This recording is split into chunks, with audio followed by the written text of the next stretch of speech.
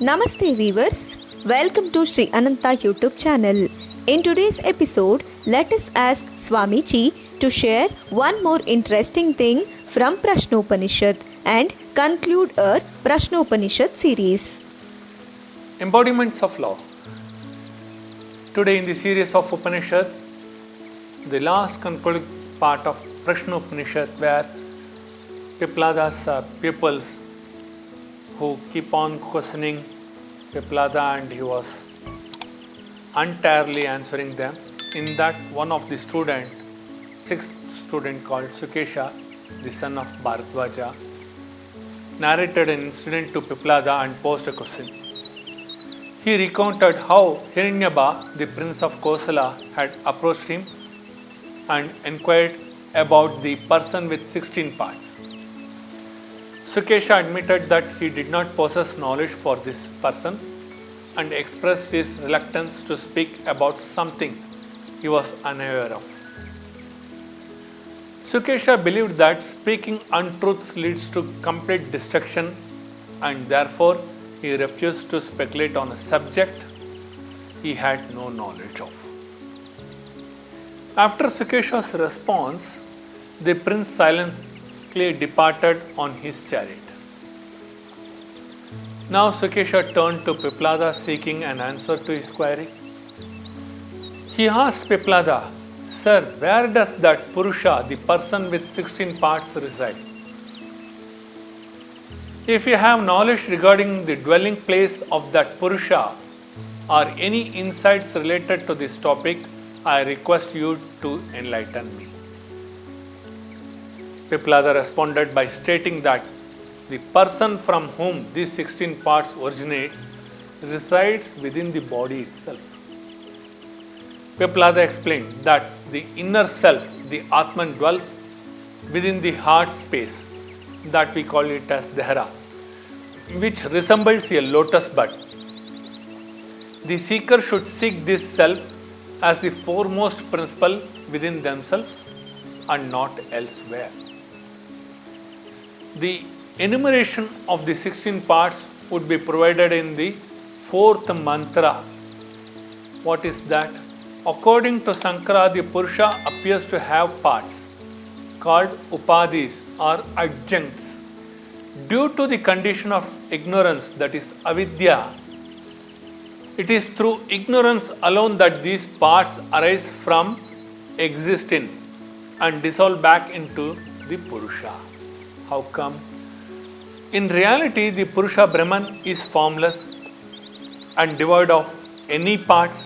He is completely undifferentiated, pure and non-dual. Sukesha then asked Piplada a subsequent question.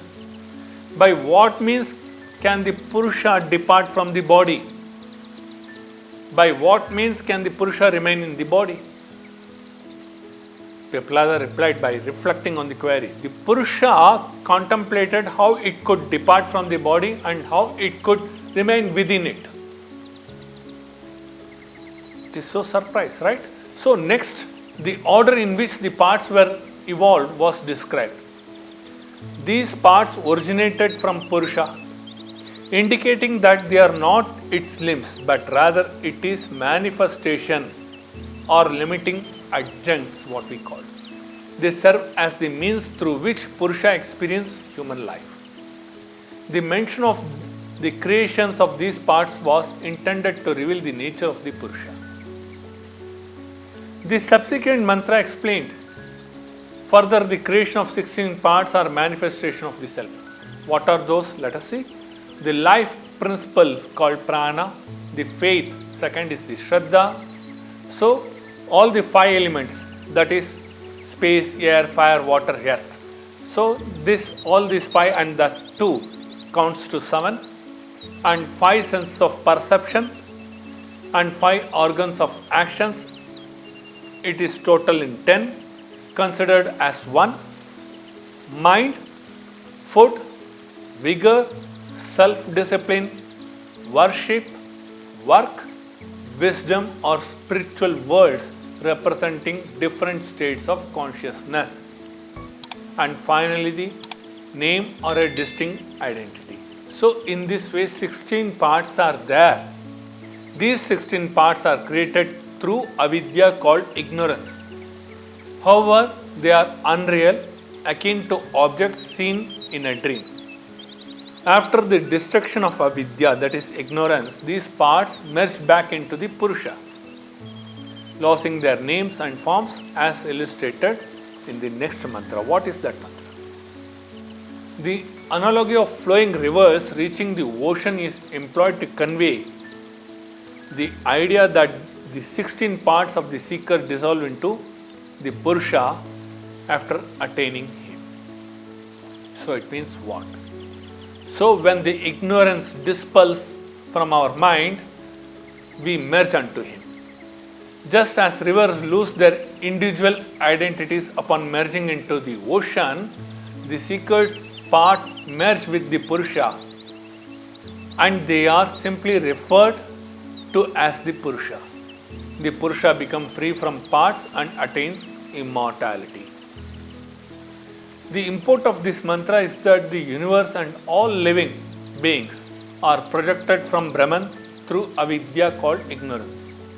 When knowledge destroys names and forms, living beings are realized to be Brahman alone, leading to immortality.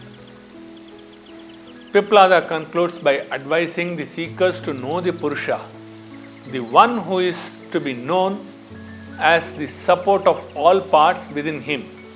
By knowing that Purusha as the innermost self, one can avoid affliction of death.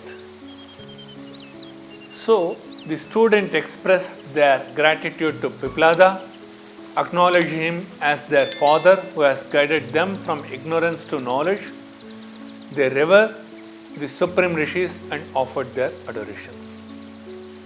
So with this, the sixth question of Sukesha concluded in Prashnopanishad, embodiments of love.